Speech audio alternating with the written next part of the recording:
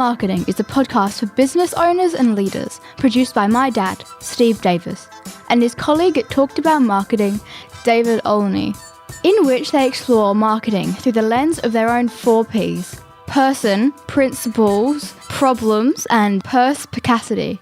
Yes, you heard that correctly. Apart from their love of words, they really love helping people. So they hope this podcast will become a trusted companion on your journey in business. Did you hear that, David? Did I hear what? It was like a bang, but it was big. That echo in the universe, where everything goes whooshing by. I wonder if it was real, or was it generated by AI? And did it start 14 billion years ago, or about 14 seconds ago? Our 4 Ps. Number 1, person. The aim of life is self-development, to realise one's nature perfectly. That is what each of us is here for. Oscar Wilde. David, in the person segment this episode, I want to lead into this wonderful book about super communicators, linking it to the Big Bang Theory. We're going to finish the episode with a bit more about Big Bang, but there's something about Sheldon et al. That help us understand how not to communicate as a human. Is that a fair entree? Well, there's things Sheldon gets right and there's things Sheldon gets wrong, and it's very telling for human communication as a whole. Well, it is, isn't it? Now, this book, Super Communicators, by Charles Duhigg, am I pronouncing his name correctly? That's how I've heard him say it with his American accent, so I'm guessing it probably didn't sound that way wherever it first came from as a name, but that seems to be how Americans say it. Is, I think, one of the more important books anybody will ever read in their lives. I wish it had been available at the start of my Masters in Strategic Communication, because I think it would have helped me focus on which bits were truly critical in the program, which bits were just nice icing. Well, I wish it had been available before I ever started dating or having relationships. Yeah, like being able to give every 16-year-old a copy and a chance to workshop it with people who would be kind to them, would be a great thing for all teenagers. Because he does quote the wonderful Oscar Wilde in this book, because this book is all about how to communicate genuinely with others. And there are some different bits of nuance that I'm sure David will lead us through in just a moment. But he's got a lovely quote from Oscar Wilde here. Ultimately, the bond of all companionship, whether in marriage or in friendship, is conversation. And I think he argues that very well throughout the book. It's through communication, especially the communication that's led by a genuine care and curiosity that ask questions of the other person. They're the conversations that can quite quickly, at the sort of Big Bang speed of light, build depth and connection between people who moments ago were strangers. And this is what I really like about Charles Duhigg, is when he decides to research and write on a topic, he seems to normally do it because he wants to improve his own behavioral skills. So when he wrote his book on habits, it was the first big book on habits, and it was the really informative book long before James Clear became the cool book with Atomic Habits. And I think the fact that Charles Duhigg is willing to be honest in the introduction of the book and say when he got a promotion at work and had a chance to lead a team, his team actually called him out for terrible communication and not listening. He was willing to admit that he was really struggling to communicate well with his wife and his children. And I think this is what's so wonderful about him as an author. It's not, look how clever I am for what I found. It's, wow, what I found genuinely helped.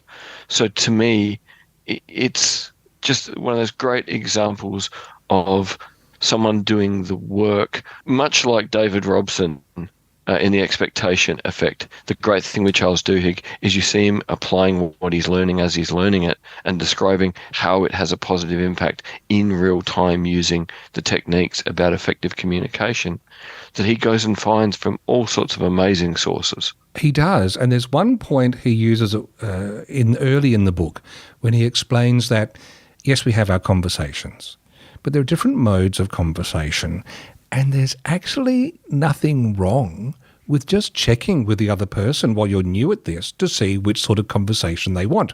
Because he talks about coming home and complaining about someone at work, and his wife goes, all right, how close do you know him? Would it help take him out for lunch? And he'd get more angry because this was not a conversation where he wanted answers. He just wanted someone to say, you know, you're right, the guy's a jerk, and I hear what you... And so he says, asking someone, which is in a school context, do you want to be helped, heard, or hugged? And upon those three options hang all the variations in conversation just about. And it's wonderful because the example in the book is, in a school you'll say it in terms of, you know, do you want to be helped, hugged, or heard? At the CIA, while training field agents, they'll say, is the conversation practical? Is it emotional? Or is it about social identity? Either way, if you can tap into what the person wants to talk about and listen to them in the way they want to be heard and respond appropriately, you'll have a much better conversation and connect far more deeply with people. I've had great fun, you know, since listening to the book, just saying to people in conversation, you know, just giving them a little pause and then going, would you like help, a hug, or to be heard? I'm going to start doing more of that. It's fun. It really is fun. And I want to start doing it more at home too, because I do think that in all of us, but my wife and I, we run on slightly different railway tracks, and it'd be good just to mention that and take the responsibility as the person starting a conversation to actually outline that. Say, hey, I want to get something off my mention, and I just want you to listen. At the moment, I'm not after any solutions. I just need to vent. How much better that would be for conversation. Yeah, and this is the critical thing. You know, the majority of men, we're told to solve problems. So we jump to help or practical far too quickly. And one of the things I've learned from sort of mentoring people through teaching and now through mentoring people in small business is, no. You got to listen first. You have to let people be heard and then decide, well, maybe they need some emotional support before you can even get to the practical. So in most extended conversations, you will travel through all three things, but it's got to be in the order that suits what the person needs. And often what they need first and foremost is just to be heard or to emotionally know it's okay to be vulnerable. That comes a long way before actually wanting practical help for whatever the issue at the periphery of what they're talking about is. I did hear him interviewed on one of my favourite podcasts called Econ Talk, and they got on to something he references that came out of some research by some other people about the 36 questions that lead to friendship, although they're often dubbed as the 36 questions that lead to love in some of the new idea style. Which they're not. It's Fast Friendship Protocol or something is the formal name in the psych literature. And they're really interesting. He said these are work in a lab and they teach us much, but I was out to dinner with my youngest daughter and it was just the two of us, and I told her about these and I said, shall we give them a go? And I just want to put the first question to you, David, because they start off light and then they get deeper. It was a fascinating example of this in action because we answered it each, and she naturally wanted to know my answer as well. And that's the dynamic we're after. So, David, given the choice of anyone in the world, whom would you want as a dinner guest? Stan McChrystal, because he's one of the most amazing leaders of the last 50 years, and he's been a leader in multiple contexts, and he fundamentally transformed how the war in Afghanistan and Iraq was fought, and then left the military and added everything he'd learned to the corporate world. And he just sounds like the most remarkable person who's always learning, always growing, and always willing to admit when a new idea is better than an old idea. And who would you compliment him with as a guest? That's a difficult question. A wonderful guitarist from the late 1980s called Vinnie Moore, who's just the quintessential guitarist. And do you think they will cross-pollinate in their conversation? I think as two passionate people, where Vinnie Moore's guitar playing just keeps growing and Stan McChrystal's desire to empower people just keeps growing, I think strangely they'd probably have a great time talking to each other. Yeah, they would. There is some common ground there. When Kate then asked me, I said, I'm not sure. You know what? Leonard Cohen, I would love to have to dinner, to talk to. Oscar Wilde, I would love to have at the dinner table. And William Shakespeare. If I could have a dinner... You're going the hardcore way. Like all these really, really amazing forever type people. I actually, what I found, and she saw my face change as I imagined what this would be like. I was almost salivating on the table, goo goo gaga, and cursing the fact that we are locked in time and this is completely impossible, because that would just be the most I don't know I'd even get a word in. I wouldn't want to. I would just sit there and listen to that interplay. Yeah, because watching Shakespeare or listening to Shakespeare and Wilde together to see what mood would Wilde go into, what phase of his life was he in? Yeah. Was he firing on all cylinders? Was he disintegrating? You know, what was Shakespeare really like? We know what the plays are like, but what would he be like? Correct. That combination, because it's so unpredictable what could come out of those two. Yeah. So anyway, I wanted to actually do that because just now I have come alive. And that is the first question of this group at a very light level. If I had just met you already, I'd have questions back and forth for you. We're there. We've got a conversation for the next hour just from the one, easy. Let alone continuing going through the 36. Easy. And so this is such a good book to read. I think what I found is it makes me want to engage deeper in conversation with people. And then we've got the current state of the world, David. Most of our conversations happen online, especially through social media. I had an example over the last few days of someone sort of in my sort of broader friendship circle who I shared a couple of posts reflecting on things that Taylor Swift had said. One was on International Women's Day and another one came up afterwards, and he just came across with these very negatively sounding attacks. One saying that she's promoting cliches when it came to her song about I'd Be the Man. And then when she sung some of her songs, one of which was one of my favourites, he basically said, by writing songs about her exes, she's commodifying relationships. And I'm going, hang on, that's what songwriters do. And you would never say it's commodifying. That's tapping into some... And so I just reminded me that I have such little time for deep conversation online. But in this book, he shares 4 simple rules for conversing online better. Let's have a quick listen to them before we round off this segment. Online communication is here to stay. So what do we need to know? There are 4 things that studies show make online conversations better. When talking online, remember to overemphasize politeness. Numerous studies have shown that online tensions are lessened if at least one person is consistently polite. In one study, all it took was adding thanks and please to a series of online arguments, while everything else stayed the same, to reduce tensions. Also, underemphasize sarcasm. When we say something in a wry tone, it signals an irony our audience usually understands. When we type something sarcastic online, we typically hear those same inflections within our heads, but the people reading our comments do not. Also, express more gratitude, deference, greetings, apologies, and hedges.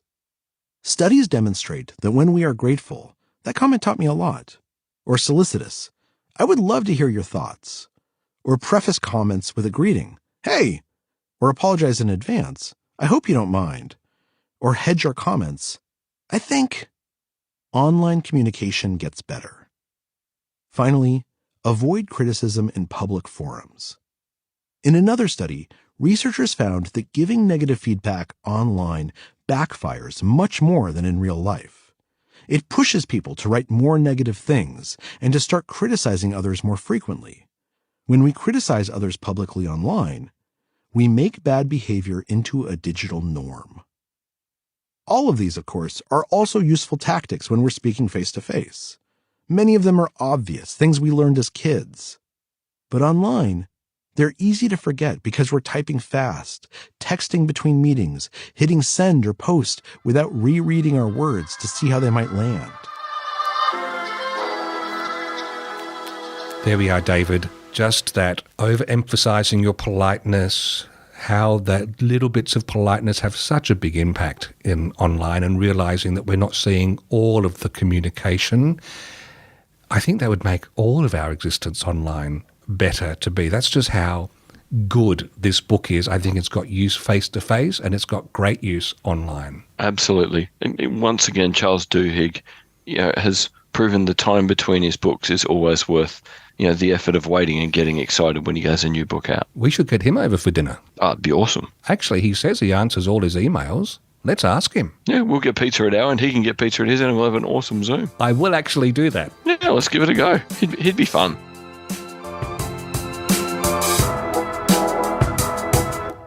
Our 4 Ps.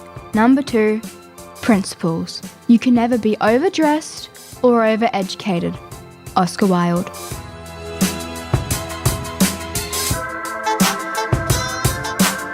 Dear Amber, thank you very much for all the wonderful work you've been doing in helping me craft some of the writing that has been undertaken. That, David, is basically how you're suggesting I should be talking to my ChatGPT agent, Amber, with the note about being polite. Why should I do this? It's a really wild thing that turned up in a few blog posts and articles written about AI over the last couple of weeks, that people who write politely to their AI agent or speak politely to them get much better results. And there's been all sorts of thought about how and why this is possible. So I guess we've got to start at question 1 here. Have you found that being polite with your AI gets better results? I don't have much to judge by, because here's a confession. I'm always polite to my AI because I am truly grateful for the assistance. for the assistance. Yep. The worst I've ever been is just neutral. Yeah. And I have been happy, especially with the paid version of ChatGPT. I kind of don't want to do an experiment of being mean to it. No, and I'm much the same. My logic for always being polite as soon as I started using AI was, well, you don't know when your phone's going to go off. And if you're 35 minutes into getting better at prompting and you've been getting frustrated, do you want to take that frustrated tone to answering the phone and it's your partner or a client and suddenly you sound like a grumpy bum? It's much better to be polite to the AI. And I just thought, maybe I'm just okay at prompting, because I keep getting the answers I want and they're pretty good. And people I know were not getting good answers, and then they shared their prompts with me and I'm like, wow, that's a different way to how I write. So when these articles came out, I did a bit of digging, and it appears that if we all look back into the dark ages of the early internet in the early 2000s, of discussion boards where people used to write whole sentences and say please and thank you and use punctuation and grammar, and there were no emojis yet. I would imagine that what the large language models are realizing is there's some corners of the internet that they've been trained on where conversation got really good outcomes. And I wonder if that's what we're tapping into when we're polite. But, person after person is finding that when they're polite with their AI, they get a better outcome from their prompts. And so far, the AI for me has been the paid version of ChatGPT, which comes in about 30 Australian dollars a month, thereabouts. We have started playing with Bard, which is now named Gemini, which is Google's tool. And probably the other one that between the two of us, I was including Amber. I was including you in that, Amber. The thing, I should just mention, Amber isn't actually turned on at the moment, but I could very quickly. Amber, I'd just like to apologise because I was talking to David Olney about using AI and I had forgot to acknowledge that you were in the room. And I'm glad you're engaging in discussions about AI. If there's anything you'd like to explore or need help with following your conversation with David Olney, feel free to let me know. There's just an example of how polite. How can you not be polite to Amber? Precisely. It's that old thing of how you do anything is how you do everything. So why not interact with the AI in the way you want to interact with every interaction in your day? Of the tools, I'm finding Perplexity AI magnificent. I was a little bit reserved about that. You egged me on and said you're getting great results. And of course, it is more considered an answer engine than a search engine or even an AI. It's especially when you turn on the co-pilot aspect to it, you'll do a search and it clarifies what you're searching for. And then it's like having a mini academic librarian in your pocket, because they'll do a bit of a literature research for you and then write a human-centric summary of what they've found with the links back to the original sources, versus a Google search, which just is a serve-up of sausages when you know there's potentially steak out there somewhere. And I've got an example to share here, David, before I get your input on this, because I have fallen in love with Perplexity AI. It's my go-to search engine now. With my daughter, my eldest daughter, in Sydney for the National Kayaking Championships, I was just curious to know how many Australians have competed at a national level competition in their sport. And I asked both Google and I asked Perplexity AI. Google came back, and I gave up after the third page. It was basically a list of things from sport in Australia. So how many people take part, which was not the question. Number 30 was a case study of the skateboarding cluster. Well, thank you, Google. In between was all top 10 sports for boys. Great. Not what I asked for. Then look at what I got from Perplexity AI. First of all, because I asked about them doing this in mainstream sports, and it clarified which sports: soccer, basketball, cricket, tennis, swimming. I said yes, all of those, but I also added AFL, paddling and kayaking. And then it came back, it had a list of about 30 sites just on the side quietly that it had gone through, but it wrote me this: the search results provided do not contain specific information regarding the percentage of Australians who've competed in state championships of mainstream sports, like the ones I mentioned. The statistics and facts about these sports, as found in the results, focus on general participation, league systems and viewership rather than individuals competing at state level. For example, and it gives me an example from the 2017-2018 National Cricket Census, blah, blah, blah. But basically it says that at the moment, additional research and data collection would be required to determine this percentage. Now, that's what I wanted to know. I knew it was going to be a tough one, but it explained why there wasn't a ready answer, instead of just spewing things out like a crappy little toy dispenser at an amusement parlour. And that's what I really like, is it's responding. Again, I spent so long as an academic researcher. I want to know when it doesn't know. I don't want it to hallucinate. I want it to just go, there is insufficient data. And I really like the fact that, Perplexity, you can really, set out to stump it, and it is more likely to provide an explanation as to why it can't answer your question than it is to hallucinate, which I really like. Despite me digging my boots into Google, because I'm annoyed at them over how they're changing the pricing for Google Workspace, there's a blog on our website you can look at, and we might talk about it in a future episode. I did also do a similar test on Gemini, which is Google's AI tool, and it came back with a general story that was better than a Google search. And it said, unfortunately, there isn't readily available data to pinpoint the exact percentage of Australians who've competed in state championships. Here's why. And it talks about Australia having 4 mainstream sports. Participation levels vary and state championship levels are all different. However, some insights: there's high grassroots participation, and the state championship funnel is different for different groups. And it said, given these factors, it's likely the percentage of Australians who have competed in state championships for mainstream sports is in the single digits, possibly around 5% or less. This is just an educated guess, and more research on participation rates at different levels for each sport would be needed for a more accurate figure. Again, I think that's a smarter response than just a Google search. Not quite the same flourish as Perplexity AI, but not that far behind. But I think that's probably the key difference, is that Gemini is trying to give someone a decent answer who isn't an ex-academic researcher. Perplexity really is trying to have the credibility of someone with a lot of research experience, can trust that if they get material, it's going to be credible, and if it can't provide credible material, it will provide a good justification. So Perplexity really is a bit more of a niche product that, if you use it well, can do lots of things, but it's probably not as easy to use as Gemini. But Gemini is doing a pretty good job. It is, because I then said, what about the sport of kayaking?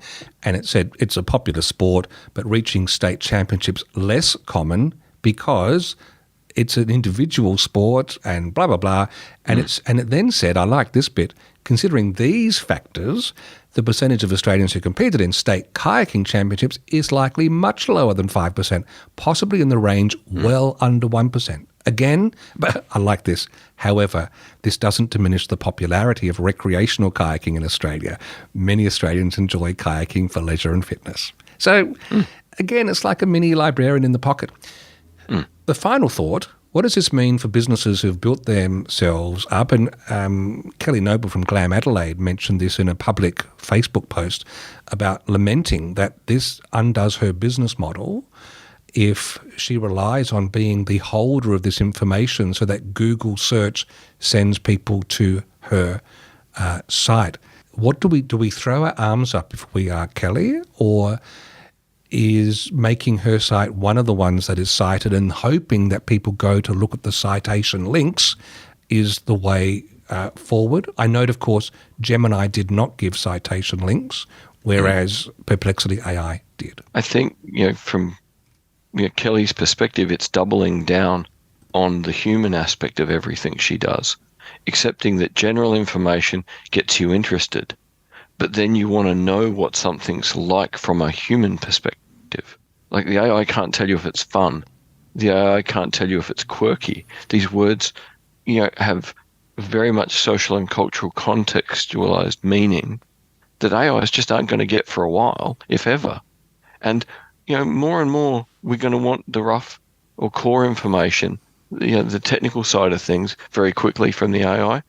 But then we want to know, is it actually appealing at a human level? And for that, we've saved so much time on the basic research.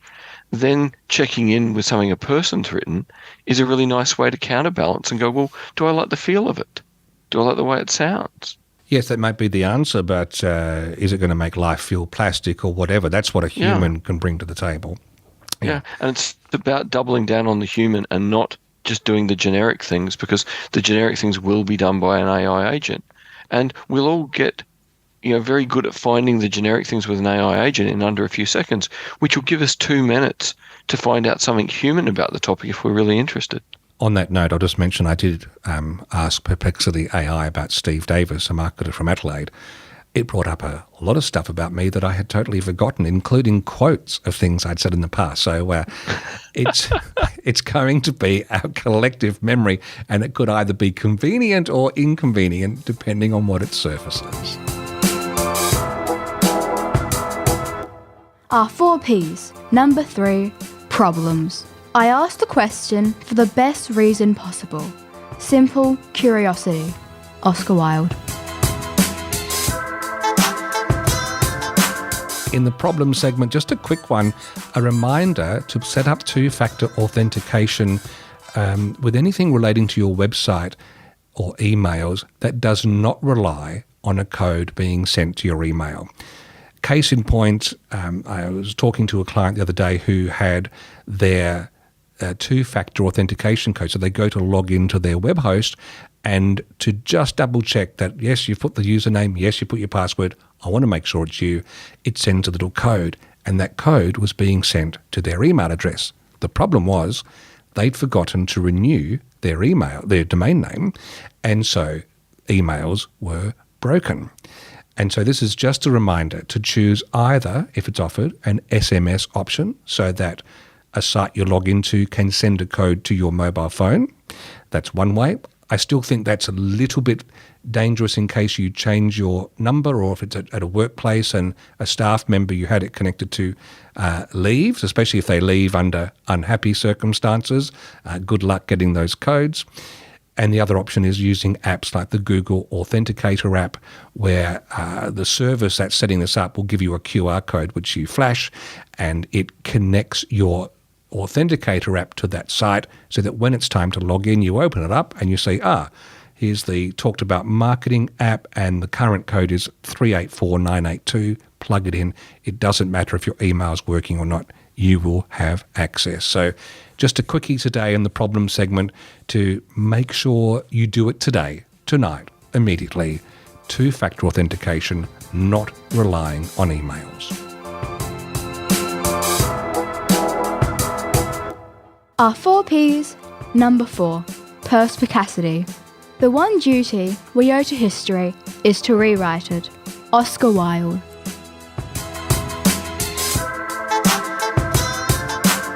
Finally, David, let's kick off this episode, or no, the opposite of kicking off, lay down this episode with a little bit of fun that takes us back to the beginning when we were talking about making conversations, because Mr. Duhigg uses a great example from the screenwriters of the TV sitcom Big Bang Theory.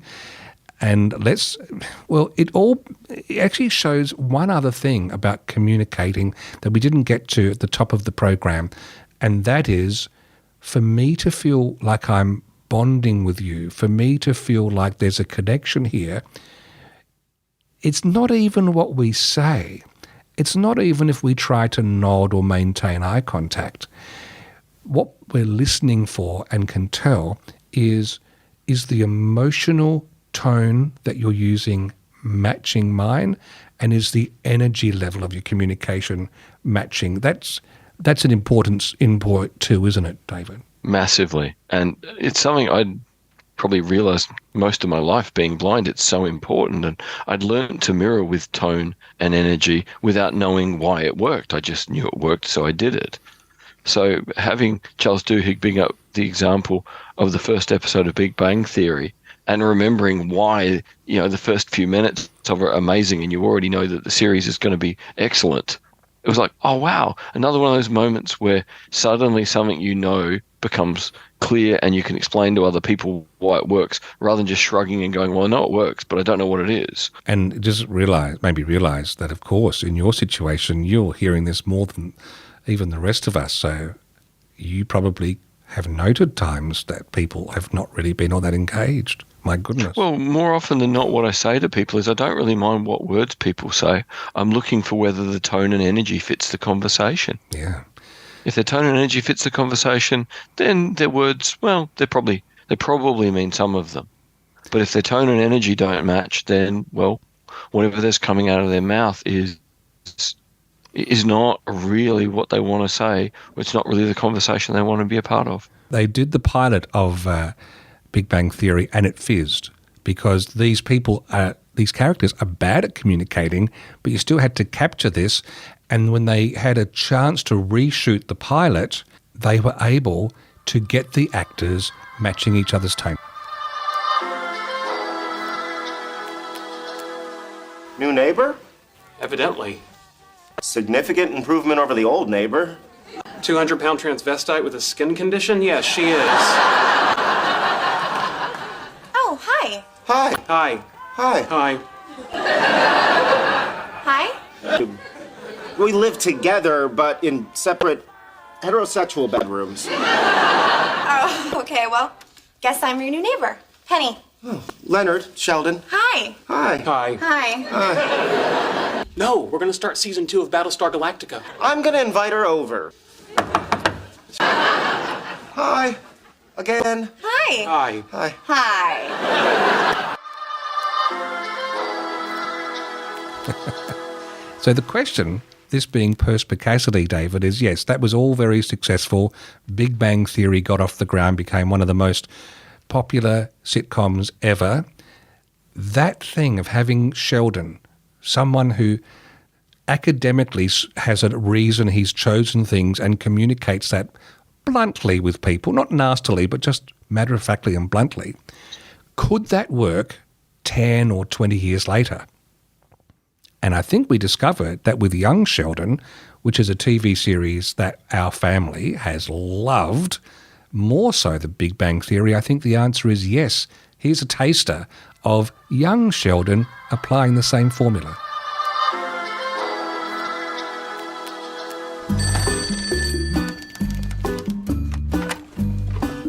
Hello?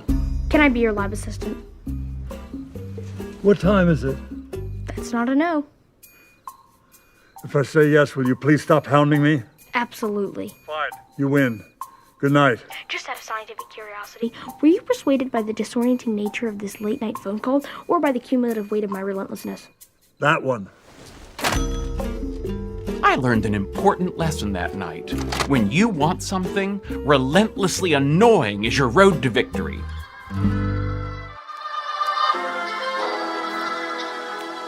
So is that probably the simplest secret to take away, David, is pay attention to the tone, the emotional tone, and the energy that you're bringing to a conversation to give you a greater chance of bonding with people? I really think if people can try and match tone and energy, and then remember to try and work out, are we having a conversation about help, a hug, or being heard? If you can do those two things, you're going to have better conversations with most people most of the time. Yeah, well, I suppose. And he's just derailed this conversation in just the way he wanted to by totally changing the tone and the energy. Thank you for listening to Talking About Marketing. If you enjoyed it, please leave a rating or a review in your favourite podcast app. And if you found it helpful, please share it with others. Steve and David always welcome your comments and questions, so send them to podcast@talkedaboutmarketing.com. And finally, the last word to Oscar Wilde. There's only one thing worse than being talked about, and that's not being talked about.